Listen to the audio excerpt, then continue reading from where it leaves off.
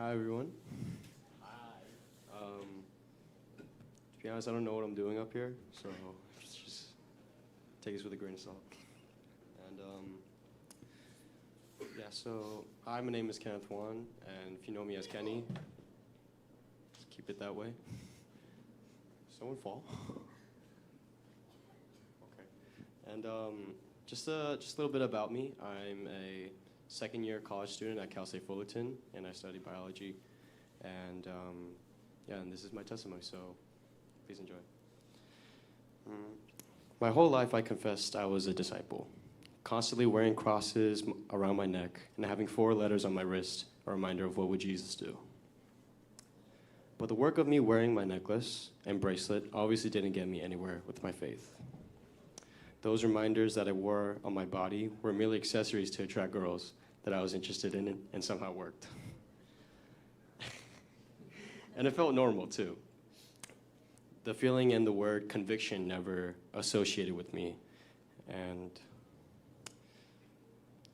I felt no shame or didn't even think of what I was doing was wrong in the first place. The world taught me a lot about how you should enjoy yourself.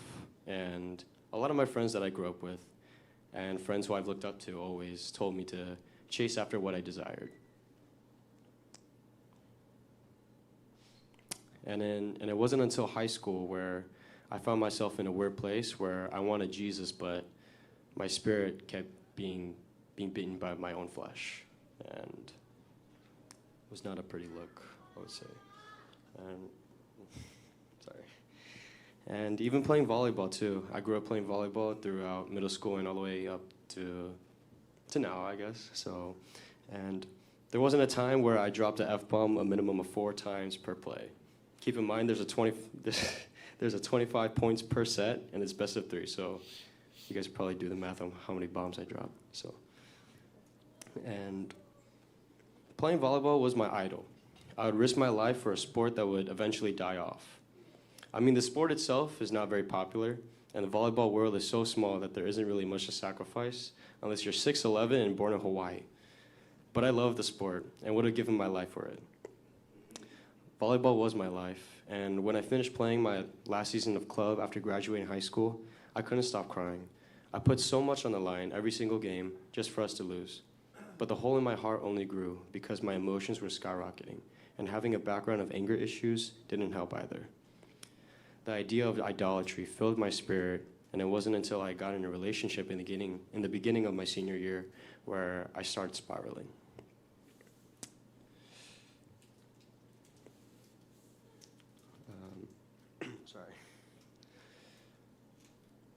The relationship lasted about 6 months, and immediately after, I found myself going back to church, wanting a fresh start. I had my friends, a community, but I didn't feel any conviction at all. All I had was the knowledge of going to church and being a good person would get me into heaven. However, after joining the youth praise team, something was roaming around the church that was about me. I had no idea where it came from or where it started, but all I felt was shame and unworthiness. Then the question of who am I to praise the Father started getting into my head. I started questioning everything. Then again, I left the church and found myself in another lustful relationship where I spent 9 months in sexual impurity, lying, idolizing, and built up anger and depression. In that same time, a couple times where I've tried to take my own life as well. And my whole life was imbalanced. I was in a fraternity that was full of secular activities and constant temptations. Although it looked fine on the outside, my fruit was dry and shriveled. After one of many brutal arguments, I prayed if the relationship should end, and got an immediate answer back from God that it should. But I wanted an alternative route where I kept the relationship going. I keep thinking about this every day. I, a dirty sinner who worshipped a woman, constantly spat in Jesus' face, still asked for his advice and for answers. How could he possibly want me back after neglecting my faith, denying him? After neglecting my faith, denying him, and feeling nothing in my heart. After I was struggling to get back on my faith and ending that relationship. And On top of that, a Christian club, or what Pastor Nathan calls it, a cult, approached me asking if I wanted to do Bible study with them. I told them I was interested, and it was at this time where I wanted to give my life to Christ. And I didn't want to live in sin anymore. Although they did try to make me leave GCC, I do have to thank them for helping me to give my life to Christ. I remember we were sitting in a room doing Bible study, talking about the wages of sin and how it leads to death. Then the minister who was teaching listed out all the sins. Then he asked for a time of confession and listed the things that he's done and told me to do the same. This was the first time seeing the Lord as a judge for me. As prophesied, he will judge the living and the dead, but I never understood that until that day. I envisioned myself on my knees and bowing down towards the king, as if I was on trial and pleading for mercy. Bawling my eyes out, all the guilt and shame covered me. Then I realized I was the one who crucified Jesus. Not just the Jews, not just Pilate, not Judas, but it was me too. And after receiving the gift of the Holy Spirit, a wave of what felt like comfort and love hit me. It was neither an earthquake or a storm, that was the presence of God, but a gentle whisper. Then the tears came back after just catching my breath from confession.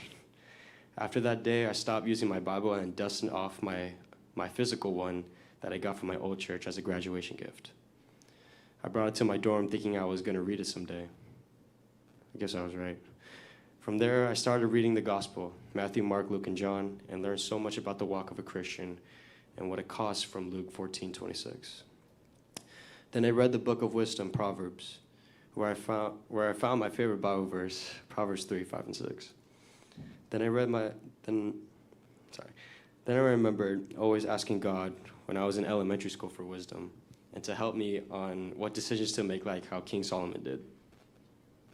I don't know if I'm wise now, but I'm in a better place than I was before. From then on, I started making better decisions, started identifying myself as a true disciple. The desires for secular activities vanished. My anger turned to patience. My mouth supernaturally used less profanity and now uses more unintelligent words to describe something. My Instagram feed was filled with evangelists and people preaching the gospel, which God showed me as a calling. Then summer came along, and I was coming back home. I wanted a church to go to, but I was scared about coming back to GCC. For a couple of weeks, I went to my old church in West LA while wrestling with this thought in my head. After praying about it for 3 days straight, I got my answer. The college guys that I lost contact with asked if I wanted to play in the church's softball team. Immediately, I said yes, and we got right back where we left off. Then I came back to GCC, where they hosted college Bible studies and house churches. Later on, I would get baptized and become an official member of the church.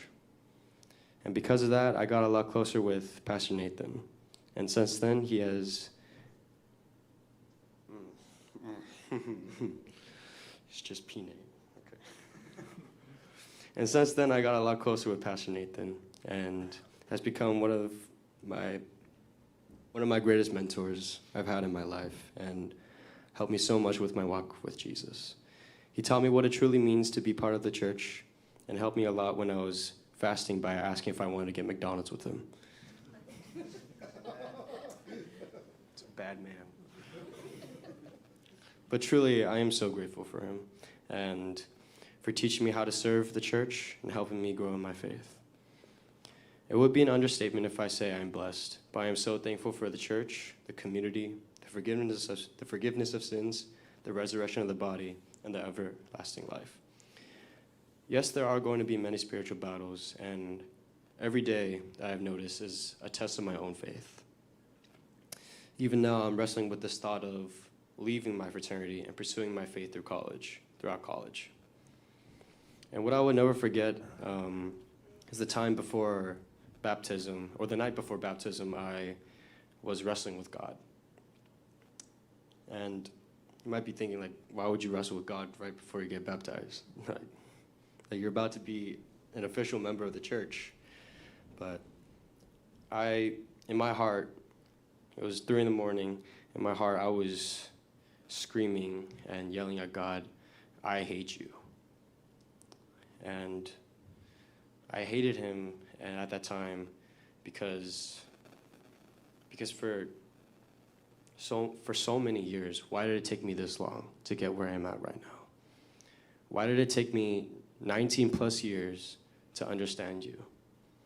Why did it take me my grandparents? Why did it take me 2 of my brothers and almost my own life to understand you?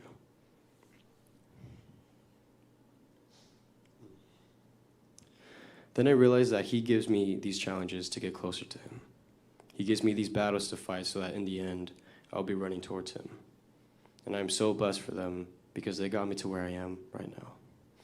And it's amazing to say because I could do all things with Christ who strengthens me. And my goal to become an evangelist is still underway. And as the great Kobe Bryant once said, job's not finished. And I still have many things to learn, but I will always have my heart for Christ and live for his glory. Thank you.